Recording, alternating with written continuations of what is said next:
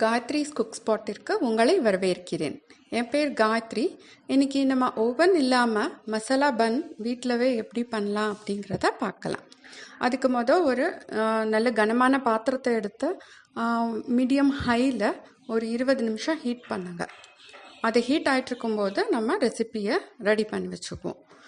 கொத்தமல்லி தழை, பச்சை மிளகா, கருவேப்பிலை, கொஞ்சம் பூண்டு, ப்ளஸ் இது ஃபெனல் சீட், பெருஞ்சீரகம், அது எல்லாத்தையும் சேர்த்து நல்லா கரப்பாக அரைச்சி வச்சுக்கோங்க. தண்ணி சேர்க்க வேண்டாம். இந்த பன் 1 மணி நேரத்துக்குள்ளே ரெடி ஆயிடும். அது எப்படின்றத காமிக்கிறேன் நான்.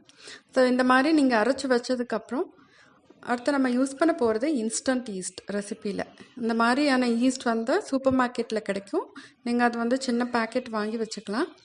அதுதான் இன்னைக்கு ரெசிப்பியில் யூஸ் பண்ண போகிறோம். கோதுமை மாவில் இன்ஸ்டன்ட் ஈஸ்ட்டையும் உப்பு மற்றும் அந்த அரைச்சி வச்சுருக்கோம் இல்லையா ஹர்ப்ஸை, அதையும் சேர்த்து வச்சுக்கோங்க. சேர்த்து நல்லா கலந்துக்கோங்க. பச்சை மிளகாய் கையில் ரொம்ப காரமாக இருக்கும் அப்படின்னு பட்டுச்சுன்னா க்ளவுஸ் போட்டுட்டு பண்ணுங்க.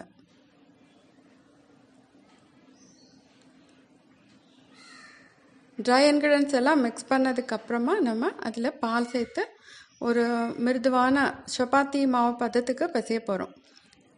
ஃபஸ்ட்டு 100 மில்லி மட்டும் பால் சேர்த்துக்கோங்க. அதுக்கப்புறம் வேணும்னா பால் சேர்த்து பிணையலாம். ஒரு 25 மில்லி வரைக்கும் எக்ஸ்ட்ரா ஆகும் உங்களுக்கு. சப்பாத்தி மாவு பதம் தான் இதுக்கு தேவையானது. இதை நீங்கள் மைதா யூஸ் பண்ணி கூட பண்ணலாம். அப்போ பால் கொஞ்சம் கம்மியாக தேவைப்படும், அவ்வளோதான்.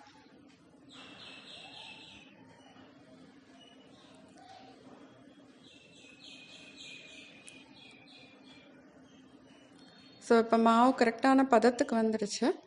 இப்போது இதை ஒரு 3 இல்லை 4 நிமிஷம் பிணைய போகிறோம்.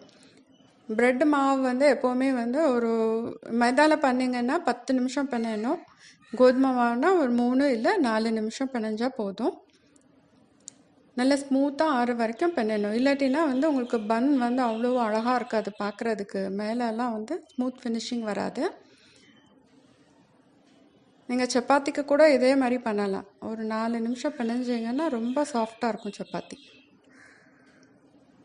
ஸோ இதை 6 போர்ஷனாக பிரிச்சுக்குவோம் நம்ம.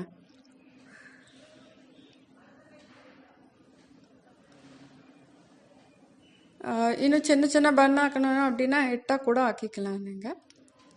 அதை ஃபஸ்ட் நம்ம சப்பாத்தி மாவு உருட்டுற மாதிரி உருட்டி வச்சுக்கோங்க.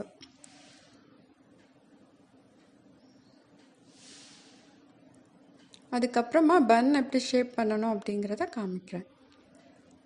அப்படி சைடில் இருக்க மாவெல்லாம் நடுவில் கொண்டு வந்துட்டு அதை அப்படியே கீழே வச்சு உங்கள் கைக்குள்ளவே வச்சு உருட்டணும். டைட்டாக ஒரு பந்து மாதிரி உருண்டு வரும்.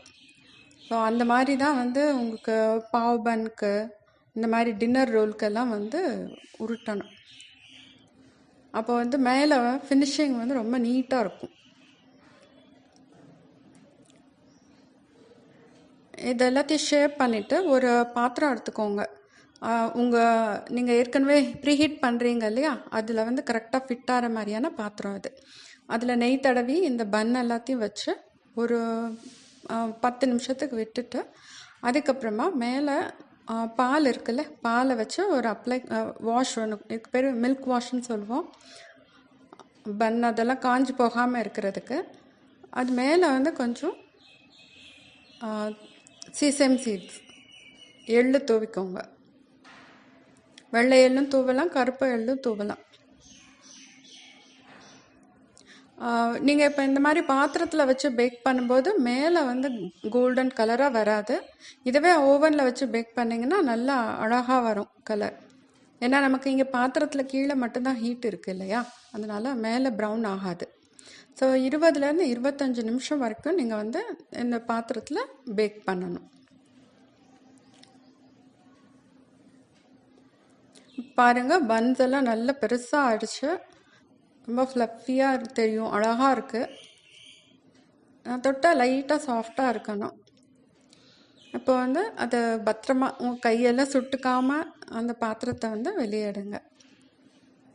இதை அப்படியே சர்வ் பண்ணலாம். ஒரு பவுல் சூப்போடு சர்வ் பண்ணலாம். இல்லாட்டினா பட்டர் தடவி, பிள்ளைங்கள்லாம் ரொம்ப விரும்பி சாப்பிடுவாங்க இதை.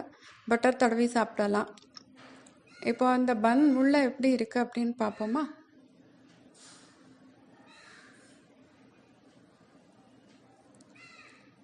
பார்த்தீங்களா எவ்வளோ அழகாக இருக்குன்னு?